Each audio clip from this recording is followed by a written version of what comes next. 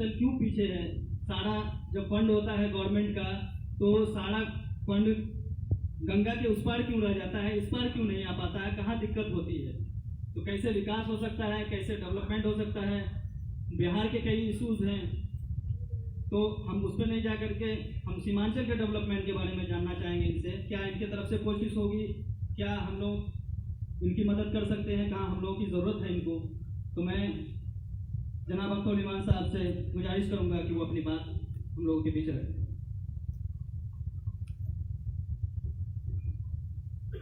सीमांचल प्रगतिशील मोर्चा की जानिब से मुनक़िद आज के इस जलसे इस्तक़बालिया के सदर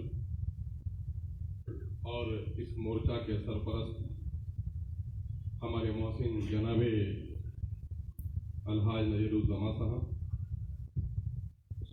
इस कीमती महफिल में तशरीफ़ फरमा आपके मुकामी मुतहर्रिक और ज़िम्मेदार रुकन असम्बली जनाब भाई आबिदुर रहमान साहब, जो कि के बहुत ही कर्मठ और मुतहर्रिक रुकन असम्बली जनाब भाई शहनवाज साहब, मेरे हमजलीस और कोचा धामन के रुकन असम्बली जनाब भाई अलहाज रस्वी साहब, हम सबों के बड़े अजीज और सीमांचल में युवाओं में एक नई शक्ति देने वाले लीडर बहादुरगंज के मुअज़्ज़ज़ MLA जनाब भाई अंजार नईमी साहब, दाइस पे तशरीफ़ फरमा जनाब शैलेंद्र सरन साहब, जनाब प्रोफेसर इरफान साहब, एडवोकेट जनाब तहा साहब, मिसाली वस्ताद जनाब मास्टर मोहसिन साहब, सत्येंद्र सरन साहब, श्री सत्येंद्र सरन साहब, जनाब एडवोकेट राहुल मिश्रा साहब, जनाब मौलाना खालिद सैफुल्ला साहब, भाई जनाब रजी अहमद साहब, मौलाना मुसव्विर साहब, आदरणीय दीपक दास जी, अजीजी सिफ्तैन साहब, जनाब एडवोकेट आदिल हसन साहब, शाहजहां साहब, पार्टी के हमारे यहाँ के खादिम जनाब भाई राशिद साहब, वो अजीज़ी हाफिज जसीमुद्दीन साहब, और MIM के बड़े मुतहर्रिक लीडर जनाब एडवोकेट आदिल हसन साहब, और इस महफिल की निज़ामत कर रहे सीमांचल में नौजवानों में बेदारी की तहरीक पैदा करने वाला नौजवान अजीज़ी जनाब जाहिद अनवर साहब, यहाँ पर मौजूद इस शहर के मुअज़्ज़ज़ अहबाब, मीडिया के अच्छे साथियों, मुख्तलिफ तंजीम के ज़िम्मेदारों, मैं सबसे पहले जिम्मेदारी समझता हूँ कि सीमांचल प्रगतिशील मोर्चा के तमाम तर अहबाब का शुक्रिया अदा करूँ इस ज़रा नवाजी के लिए कि इस बिगड़े हुए दौर में भी सियासी लोगों का दानिश्वरों के जरिए से इस्तक़बाल किया जाता है। मैं अररिया के लोगों की मुंह भराई के तौर पर नहीं बल्कि इजहार तशक्कुर के तौर पर यह बात कहना चाहता हूँ कि इस गए गुजरे और बिगड़े हुए सियासी माहौल में कुछ तो कदरें बाकी हैं और वो आपके शहर को यह सरमाया नसीब है। इस वक्त सीमांचल में खुसूसी तौर पर 4 अजला उमूमी तौर पर आप इसे सहरसा, मधुबनी, मधेपुरा, सुपौल को भी जोड़ सकते हैं, लेकिन खुसूसी तौर पर इन 4 अजला का शुमार सफ़े अव्वली में होता है अररिया, पूर्णिया, कटिहार और किशनगंज का। इस वक्त भाई आबिदुर रहमान साहब या शहनवाज साहब, मैं आपको यकीन दिला रहा हूँ कि ये जो महफिल है जहाँ ये चंद दर्जन नफूस हैं, मैं इसको चंद लाख पर ज़्यादा भारी समझता हूँ, चंद लाख पर भी भारी समझता हूँ, क्योंकि ये वो लोग हैं जो अररिया का दिल और दिमाग है। जो दिल धड़कता है, जो दिमाग सोचता है, वही तकदीर बदलता है, वो तस्वीर बदलता है। जिस दिल की धड़कनें थम जाए, जिस दिमाग में सोचने की कुव्वत बंद हो जाए, तो फिर वो जिस्म किसी काम का नहीं रहता, बल्कि बेरूह जिस्म होता है। इस वक्त बड़ा अलमिया है कि हमारे दानिश्वरों ने सियासी बस्तियों से किनारा कसी कर। एक साहब का बड़ा मशहूर कौल है कि समाज चोर, उचक्के और शराबियों से नहीं बिगड़ता। समाज का बुद्धिजीवी, समाज का दानिश्वर तबका जब किनारा कस हो जाता है तो समाज बिगड़ जाता है। अररिया शायद संभला हुआ इसलिए है कि अररिया के दानिश्वरों की जमात ने अब तक सियासत को संभाला दिया है। और इस वक्त रस्मी तौर पर महफिल इस्तकबालिया का स्वागत समारोह का इनेकाद तो होता है, लेकिन कुछ रस्मी सी बातें, कुछ सॉल और चादर और कुछ गुलदस्ते, गुलपोशियां और कहीं दावत का एहतमाम हो जाता है। उसके पीछे कुछ जाती अगराज और मकासिद होते हैं। किसी को अपनी सड़क बनवानी होती है और किसी को अपने मदरसे की मजलिस आमला की तस्दीक का मामला है, किसी को अपने बेटे की बहाली का मसला है तो किसी को ठेकेदारी का मसला है। लेकिन अल्हम्दुलिल्लाह सरजमीन अररिया ने अपने जाती मकसद के लिए नहीं बल्कि सीमांचल के इज्तिमाई मकासद के हुसूल के लिए इस महफिल का इनेकाद किया। और ये सियासत की जिम्मेदारी भी है कि हम इनफरादी और व्यक्तिगत समस्याओं के समाधान का इसको जरिया न बनाए, बल्कि समाज का, समूह का, क्षेत्र का और देश के समस्याओं के निदान के लिए हम सार्थक प्रयास का एक हथियार इसे बनाए। अफसोस है इस बात को मुझे कह लेने दीजिए कि इस वक्त जिस बाढ़ को आप प्राकृतिक आपदा, कुदरती आफत के तौर पर समझते हैं, मैं समझता हूं कि इससे एक बड़ी आफत आई है और वो इस मुल्क में है राजनीतिक अभिशाप। क्योंकि इस मुल्क में राजनीति में जो बिगाड़ आया है, उस बिगाड़ ने तमाम तर मसाइल को हल किया है। क्या आप इस बात के गवाह नहीं हैं कि आजादी के 73 सालों के बाद भी हम बुनियादी तालीम के मसले को हल नहीं कर सके। आजादी के इन 73 सालों के बाद भी हम गांव तक सड़कें नहीं पहुंचा सके।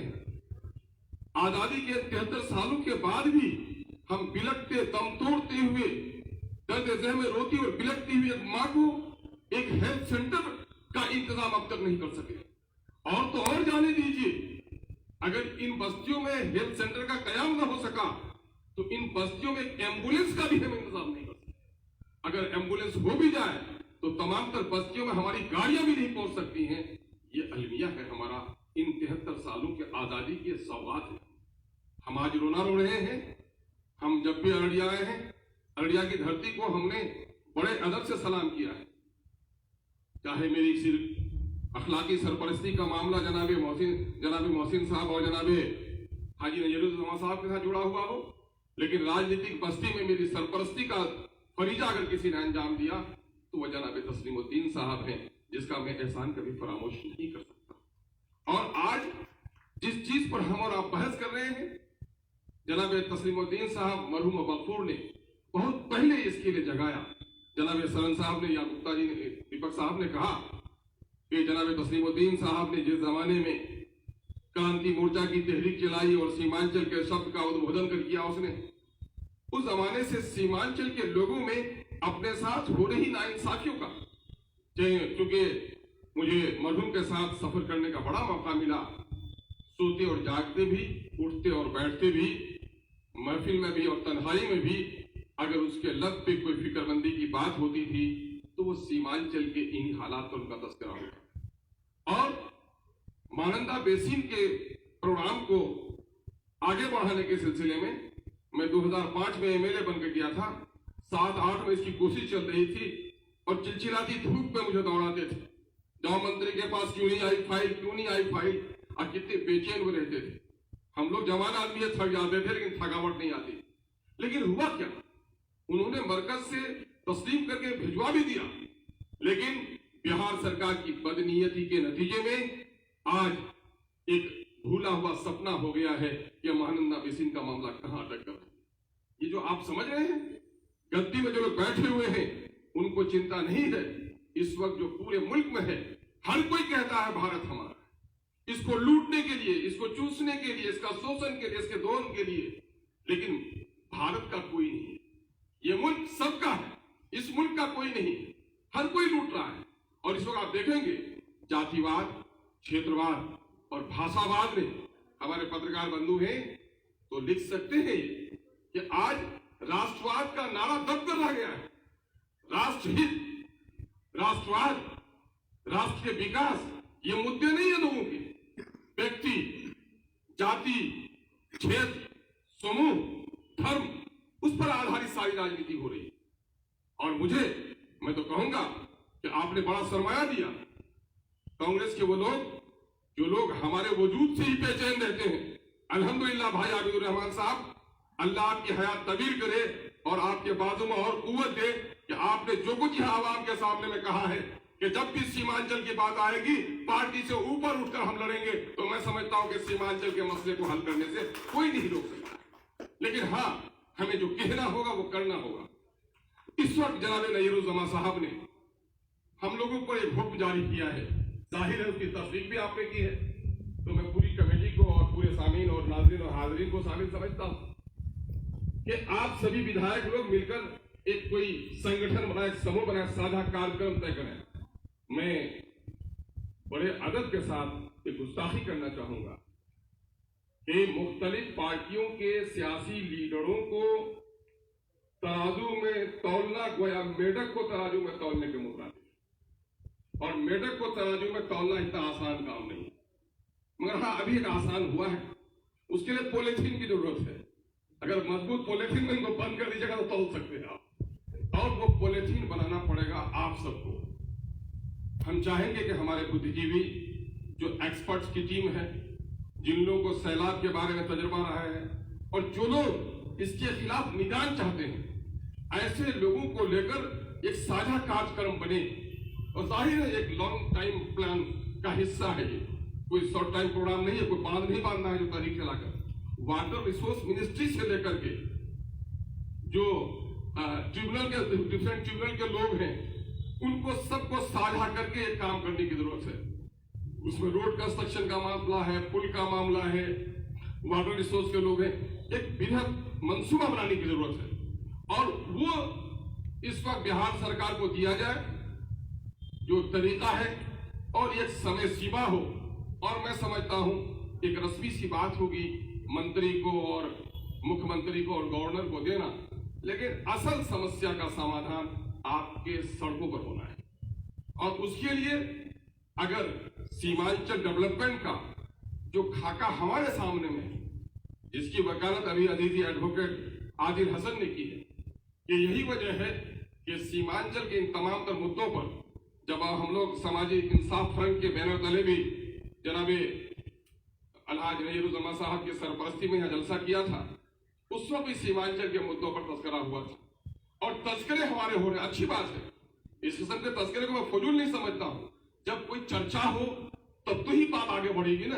तो कब की बात हुई है कि पिछले कई सालों से सीमांचल के साथ हो रही मुसलसल नाइंसाफियों का चर्चा पक्ष और विपक्ष सब कर रहा है, ये अच्छी बात है।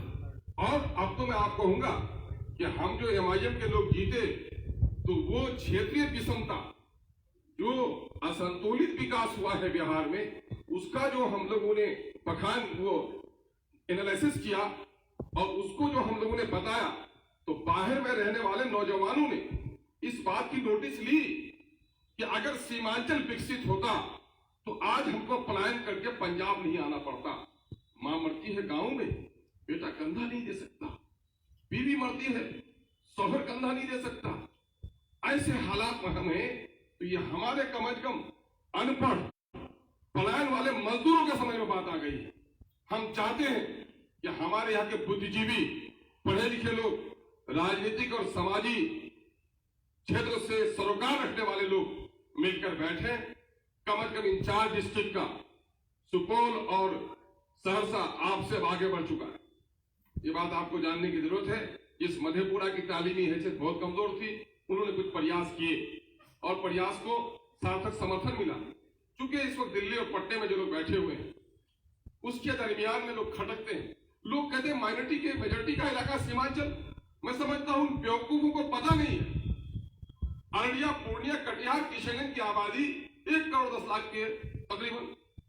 अरे एक डिस्ट्रिक्ट है जहां मेजोरिटी की आबादी है वो सिर्फ किशनगंज छोटा सा डिस्ट्रिक्ट 70% आबादी है माइनॉरिटी की। आप आ जाइए अररिया 40% माइनॉरिटी की आबादी है। आप चलिए पूर्णिया 36% आबादी है। आप चलिए कटिहार 40% आबादी है। तो माइनॉरिटी के मेजोरिटी का इलाका कैसे हुआ? एक हवा क्रिएट कर दिया है। इसकी वजह से जो नॉन माइनॉरिटी हमारे हैं, जो पिछड़े हैं, जो दलित हैं, उनका भी विनाश हो रहा है। इसलिए जो परसेप्शन है कि अररिया पूर्णिया कटिहार एकदम बिल्कुल माइनॉरिटी का इलाका है, ये बेईमान लोग इसकी वजह से हमारे दलित और पिछड़ों का भी विकास होने नहीं दे रहे हैं और हमारे साथ गेहूं के साथ बेचारा खून भी पिस रहा है। इसलिए तमाम तर अलग अलग वर्गों के लोगों को एक समूह बनाया जाए, एक एक्शन कमेटी हो और एक कोई प्लान बने और उसके लिए हम लोगों को हुक्म दिया जाए कि तुम सब आओ, झंडा समेट कर आओ।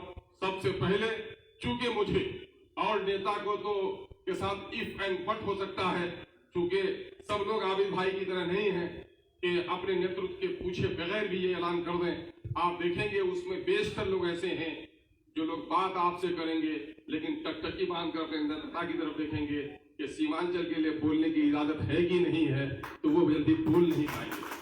आप ये हालात बनाइए कि पार्टियां तुम कह रहे गले में 3-3 टिकट बांध देंगी।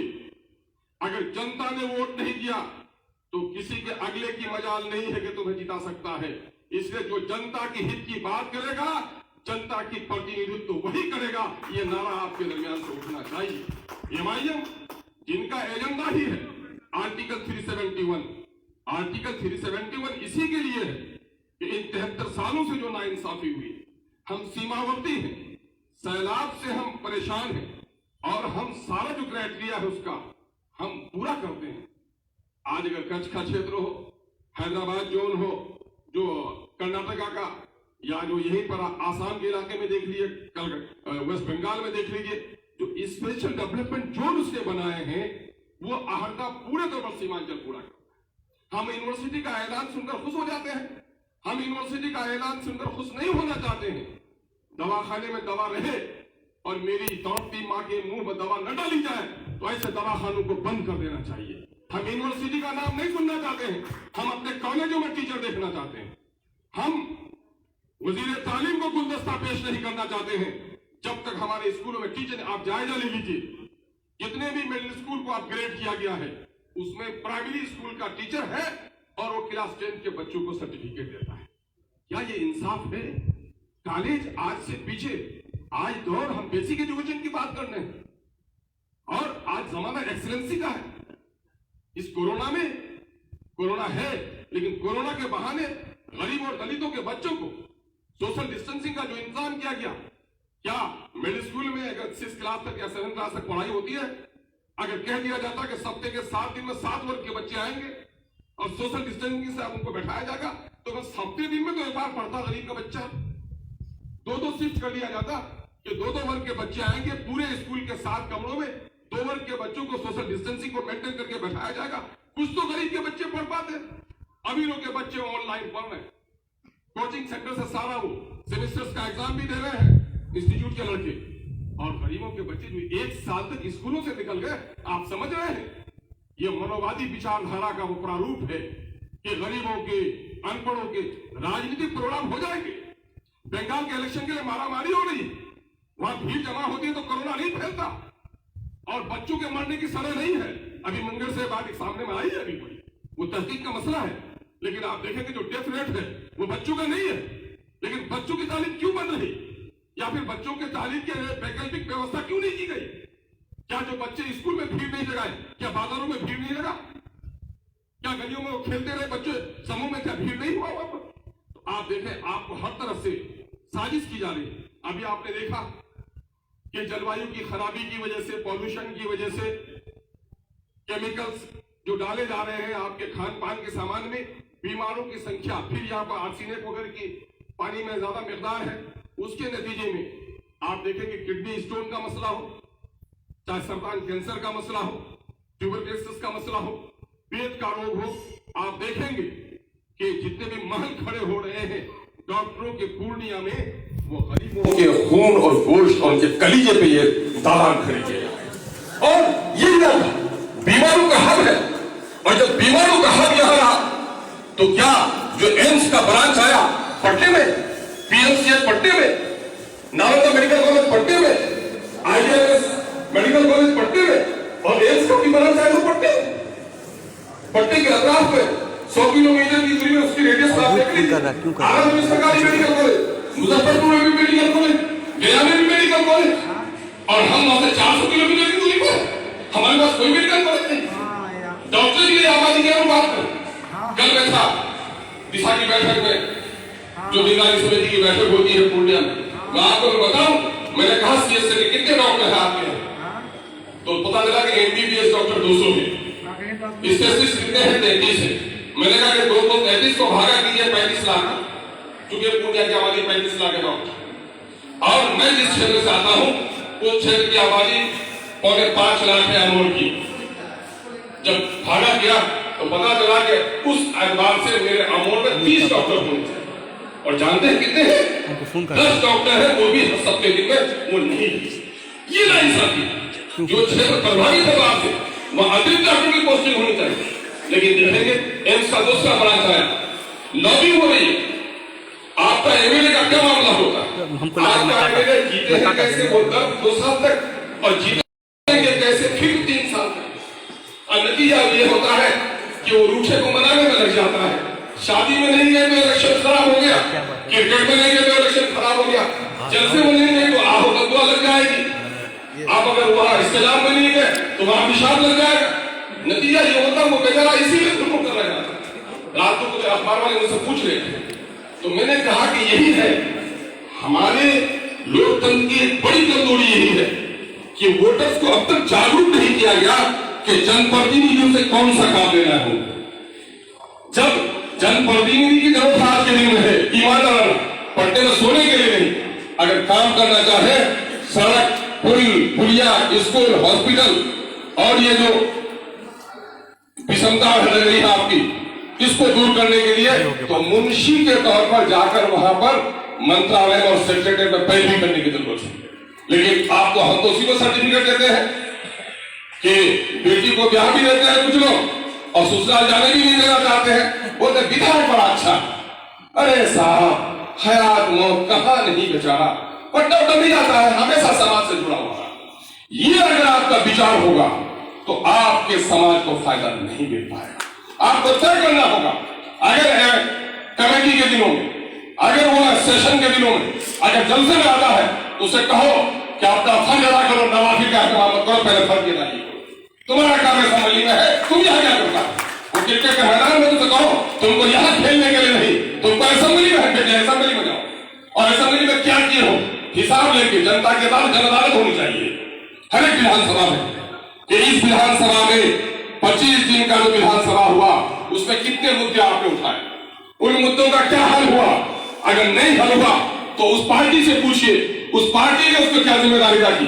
अभी आपको सुनकर अफसोस होगा कि अमोल पैसा में 2016 से लेकर अब तक जो बाढ़ पीड़ित हैं, बाढ़ पीड़ितों को अब तक कोई सरकारी आपदा नियमावली के मुताबिक कोई रकम नहीं मिल पाई, क्योंकि जो मामला सब जगह का है, स्पेशली में वही के लिए, चूंकि अररिया का भी है, अररिया का भी हो तो उस पर तवज्जो देने की जरूरत है। मैं जिस क्षेत्र से नुमाइंदगी कर रहा हूं, लगभग 700 से 800 लोग विस्थापित परिवार जिनका मकान नदी में चला गया।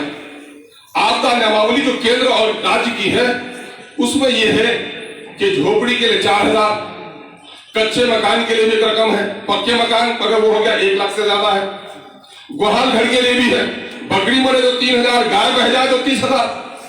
लेकिन अफसोस कि मुख्यमंत्री जी हमारे कहते हैं, और ये नैतिक शब्द भी है कि साहब सरकारी राजकोष पर सबसे पहला हक आपदा पीड़ितों का है। कथन शब्द कितना सुंदर है, लेकिन क्या मुख्यमंत्री को पता है कि 2016 से जो बाढ़ प्रभावित है उनको आज तक आपदा नियमावली के अनुसार कोई राहत नहीं दी गई। और नतीजा हुआ कल मैंने वहां मुझे उठाई और डीएम ने संज्ञान लिया कि मैं इसको जल्द ही दिलवा दूंगा।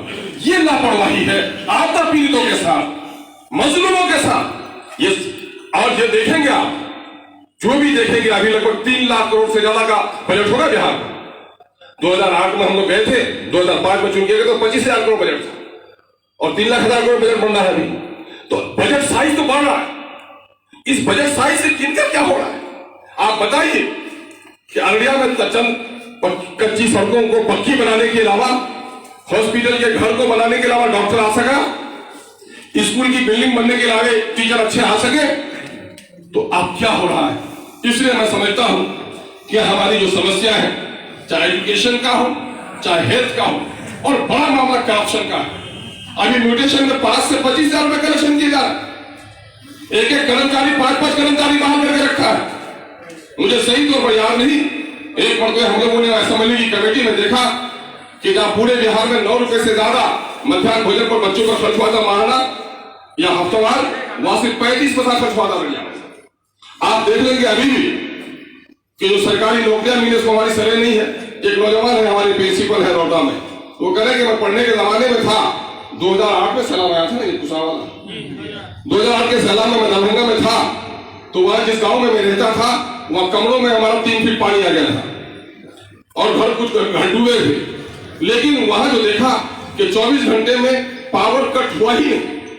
और जगह थे तो बड़े ताजिम साहब से पूछा कि साहब सैलाब के जमाने में तो हमारे यहाँ जो जिन बस्तियों में लाइट है भी तो गायब रहती है यार। बोला कि यहाँ पावर मिनिस्ट्री में यहाँ का एक ऑफिसर है जिसने ताकीद कर दी है कि साहब कुछ भी हो जाए मेरे गांव की बिजली नहीं कटनी चाहिए। तो आप समझ लीजिए कि इस वक्त शायद मिनिस्टर के बस्ती में भी पावर कट का प्रॉब्लम है, लेकिन नौकरशाहों के बस्ती में पावर कट का प्रॉब्लम नहीं है। इस वक्त नौकरशाही में भी, और इस वक्त इस सच्चाई का उद्भेदन कर लेने दीजिए कि इस वक्त राजनीति बिहार में नौकरशाहों की पालती बन गई है। आज जो कुछ भी हो रहा है वन मैन शो है, सारा पावर एब्सोल्यूट हो गया है। अगर साझा है भी तो जदयू और भाजपा के दरमियान में है। मुख्यमंत्री बननी हित है, मंत्री जाकर कमिश्नर को सलाम करने पर मजबूर है। राजनीति का जब इतना शोषण और दोहन होगा तो क्या आपका एमएलए काम करा पाएगा? आपके एमएलए को नीतीश कुमार जी ने सम्मान नहीं बल्कि अपमान कर दिया है। एनडीए की सरकार ने लोकतंत्र की हत्या कर दी है, और लोकतंत्र की हत्या नहीं कर दी है बल्कि लोकमत का अपमान किया है। आज जब लोकमत का जहां अपमान हो तो लोक के अंदर में क्रांति पैदा होनी चाहिए। और आइए हम आपको विश्वास दिलाते हैं कि सीमांचल की मिट्टी से हम लोगों ने जन्म लिया। सीमांचल की लड़ाई लड़ने वाले योद्धा जनाब तस्लीमुद्दीन साहब को हम लोगों ने अपना राजनीतिक आदर्श भी माना है। और मुझे खुशी है कि आज तस्लीमुद्दीन साहब की इस सरजमीन पर आप बाढ़ के लिए, हेल्थ के लिए, इस इलाके के रोजगार के लिए, यहाँ के मजदूरों का जो प्लान हो रहा है, आपको पता है क्या क्या हालत हुई है कोरोना में मजदूरों की, आप उससे भली भांति अवगत हैं। लेकिन मैं आपको एक पीड़ा बता रहा हूं कि पलायन के मजदूरों का मामला सिर्फ यही है कि थाल में कुछ अच्छा खाना आ गया, घर उसका अच्छा बन गया, उनके बच्चों के बदन पे अच्छे कपड़े आ गए। लेकिन आपने देखा कि पलायन वाले मजदूरों के घर का क्या हाल है, उनके बच्चे किस तरह बिगड़ रहे, देखा बच्चों का हाल। आप देखेंगे ह्यूमन ट्रैफिकिंग की रिपोर्ट पढ़िया, तख्त का लूट जाना, ताज का छीन जाना, गर्दन का कट जाना कोई बड़ी बात नहीं है, लेकिन जिस कौम की बेटी बाजार में बिक जाए उससे ज्यादा बेइज्जती की बात कुछ भी नहीं। और अफसोस, रोइए और मातम कीजिए कि पूरे बिहार में ह्यूमन ट्रैफिकिंग के मामले में सीमांचल सबसे आगे, एजुकेशन में पीछे, पर कैपिटा इनकम पीछे, राजनीतिक हिस्सेदारी पीछे, भौतिक विकास पीछे, और अभिशाप, बाढ़ का अभिशाप हम पर ही, नैतिक अभिशाप हम पर ही, और रोजगार का भी अभिशाप हम पर भी। तो आप लोगों ने बड़ा पवित्र प्रयास किया है। हम आपके इस पाकीज़ा और मुस्तहसन इरादों को सलाम करते हैं और आपसे गुजारिश करते हैं कि आप हमें इमाम मत बनाइए, आप हमें मुक्तदी बनाइए। कुछ कुछ चीजें होती हैं, ड्राइवर आगे भी बैठता है और कभी कभी कश्तियों को आपने बैठा होगा तो मल्लाह पीछे रहता है। तो आप मल्लाहगिरी का काम कीजिए। सीमांचल कश्ती की मानिंद है, अगड़ा हो या पिछड़ा, हिंदू हो या मुस्लिम, सब इसमें मुसाफिर हैं। ये कश्ती डगमगा रही है तो सबके लिए डगमगा रही है। इस कश्ती को अच्छे और मजबूत मल्लाह की जरूरत है और ये मल्लाहगिरी का काम आप बखूबी कर सकते हैं। पतवार हमें भी दीजिए, हम आपका साथ देंगे। लेकिन आप अगर ये उम्मीद करते हैं कि सारे पार्टी के लोग बैठे और वो साझा कार्यक्रम तय करेंगे तो आज के जो राजनीतिक हालात हैं, तो मैं तो अपनी पार्टी की तरफ से आपको यकीन दिलाता हूं कि झंडा समेट लूंगा, आप कहिए आगे बैठो तो आगे बैठूंगा, पीछे बैठो तो पीछे बैठूंगा। ये कहो कि जहां पर सब लोग धरना में बैठेंगे वहां झाड़ू लगाओगे तो 5 एमआईएम का खादिम झाड़ू लगाना आपकी तब्दील का है, सब चीजें। हम आपको यकीन और विश्वास दिलाते हैं कि आप साझा कार्यक्रम तय कीजिए और संघर्ष ही समाधान है। आप देख रहे हैं पंजाब और हरियाणा में आपसे बहुत बेहतर है। आपको याद होगा सरन साहब, हमारे बुजुर्ग लोग हैं, यही पंजाब की सरजमीन थी, मिस्त्री ही आकर उसका काम करता था गैरेज में। वो लंबा पंजाबी, सर पे वो पगड़ी, बदन पे वो पंजाबी कुर्ता और डीजल और मोबिल के दाग से पूरा रंगा हुआ। क्या था? गुरबत थी, तभी तो पंजाब को छोड़े हुए था। और आज सीमांचल का हर एक घर का बेटा जाकर पंजाब के हर एक घर में आज मजदूरी कर रहा है। वो क्यों जगे? गेहूं की कीमत कम हुई तो ट्रेन की पटरियां उठा दी पंजाबियों ने, और हमने सेहत पसंदी समझा है। और अक्सर तस्लीमुद्दीन साहब कहते थे, बड़ा मशहूर जुमला है, मांगोगे तो भीख मिलेगी, लड़ोगे तो हक मिलेगा। तो हमको अब लड़ने के लिए तैयार हो जाना चाहिए। आज शायद 45वां 44वां दिन है, हम श्रद्धांजलि अर्पित करते हैं किसान समस्याओं को लेकर लड़ने वाले उन लोगों के लिए। आपको मैं बताऊं, 2006 में जब हम लोग सदन में थे और जब यहाँ मार्केटिंग यार्ड का जो वो था, मार्केटिंग सिस्टम को जब खत्म किया जा रहा था, राजद में रहने के नतीजे में हम लोगों ने पटल पर तो उसकी मुखालिफत जरूर की थी। जमीन पर कोई लड़ाई हुई और उस वक्त सरकार ने कहा था कि आप परेशान मत होइए, हम उसका बदल पेश करेंगे। कोऑपरेटिव सोसाइटी को हम एम्पावर कर रहे हैं, बैंक के जरिए से आपकी धान की खरीदारी होगी। लेकिन अफसोस कि साहूकारों के हाथों में सारा सिस्टम जा चुका है। जब गरीब किसान धान बेच लेता है तब यहाँ पर खरीदारी शुरू होती है और ये क्विंटल में 700 का नुकसान। आपको सुनकर अफसोस होगा कि अभी हमारे यादव जी ने वो जो बाढ़ के मामले में महेंद्र यादव जी से मुलाकात हुई, उसने कहा कि साहब मक्का की लड़ाई लड़ने की जरूरत है। अब की बार भी जबकि मक्का का रिकॉर्ड प्रोडक्शन हुआ और सुनकर आपको ताज्जुब होगा कि बाहर से मक्का मंगाया गया है, बाहर से, और उसकी लागत आई 1800 रुपए 1900 रुपए। सिर्फ इसलिए यहाँ के गन्ना किसानों का नहीं खरीदा गया चूंकि दलाली करनी थी, और दलाली की रकम लेने के लिए देश के किसानों का शोषण हुआ है। और यही देखकर आज पंजाब और हरियाणा का किसान सड़क पर उतर कर आया है। जब ये खुशहाल किसान, जिनके बेटे ने पुलिस की बड़ी नौकरी को लात मार दी, जिनकी बेटी ने वजारत की कुर्सी को लात मार दी, सीमांचल में भी जब आपका बेटा जन्म ले ले कि अगर सीमांचल की समस्याओं का हल नहीं होगा तो सारे एमएलए सामूहिक तौर पर हम डिजाइन करेंगे, एमआईएम का हल का जो पहले आइए हम अपनी पार्टी की जानिब से हम सिर्फ जोश और जज्बे की बात नहीं करते। मुझे लोग कहते हैं कि अफसर इमान तुम अच्छा बोल लेते हो। मैंने कहा नहीं, मैं अच्छा नहीं बोलता। किसी भी बस्ती में जाओ, गीत और संगीत हो तो सुनोगे या ना सुनोगे, लेकिन अगर रोने की आवाज किसी झोपड़ी से आए तो जरूर कान खड़ा हो जाता है। अफ्तुलिमाद संगीत नहीं बल्कि किसी मुसीबत ज़दा के रोने की आवाज है। शायद यही वजह है कि आपके दिल को मेरी बात अच्छी लगती है। आइए हम और आप मिलकर इस लड़ाई को आगे बढ़ाएं। आप लोगों ने बड़ी इज्जत बख्शी है, बड़ा हौसला बख्शा है। मैं समझता हूं यह रहनुमाई अगर हमारी हासिल है, बल्कि मैं ये कहूंगा आप उठिए और एक किशनगंज के हमारे बुद्धिजीवियों को जोड़िए। आप उठिए, हमारे अररिया के शहर में रहने वाले बुद्धिजीवियों को जोड़िए। आप उठिए और यहीं से चलिए कटिहार के बुद्धिजीवी को जोड़िए। चारों शहर में रहने वाले लोगों से जोड़ दीजिएगा तो मैं समझता हूं कि हमारी लड़ाई कामयाब हो जाएगी। सड़क पर मजबूती से हम लड़ाई कर सकते हैं। बहुत बहुत शुक्रिया। ईश्वर करे कि सीमांचल प्रगतिशील मोर्चा ने जिस काम का आगाज किया है, सीमांचल को प्रगति के मार्ग पर पहुंचाने में इनका प्रयास सफल भी हो। बहुत बहुत शुक्रिया। अस्सलाम वालेकुम।